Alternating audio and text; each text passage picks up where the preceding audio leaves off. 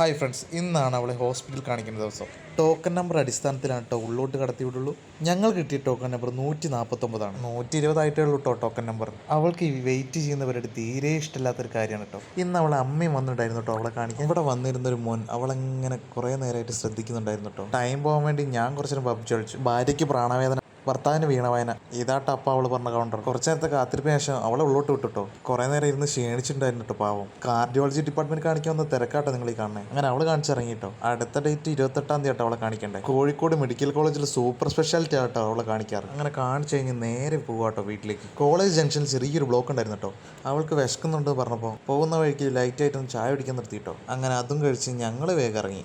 പോകുന്ന വഴിക്ക് അവളുടെ അമ്മയെ അവളെ വീട്ടിലാക്കാനുണ്ടായിരുന്നു കേട്ടോ. അങ്ങനെ നേരെ വെച്ച് പിടിച്ചു അവളുടെ വീട്ടിലേക്ക്. പെട്ടെന്ന് തന്നെ തിരിച്ചു പോകാനുള്ളതുകൊണ്ട് അവളുടെ വീട്ടിലേക്ക് പോകുന്ന വഴിയിലാട്ടോ അമ്മയെ ഇറക്കി. അങ്ങനെ അമ്മയോടെ ഇറക്കി ഞങ്ങൾ നേരെ വിട്ടിട്ടോ വീട്ടിലേക്ക്. അപ്പോൾ ഇന്ന് ഇത്രയേ ഉള്ളൂ. ബായ്.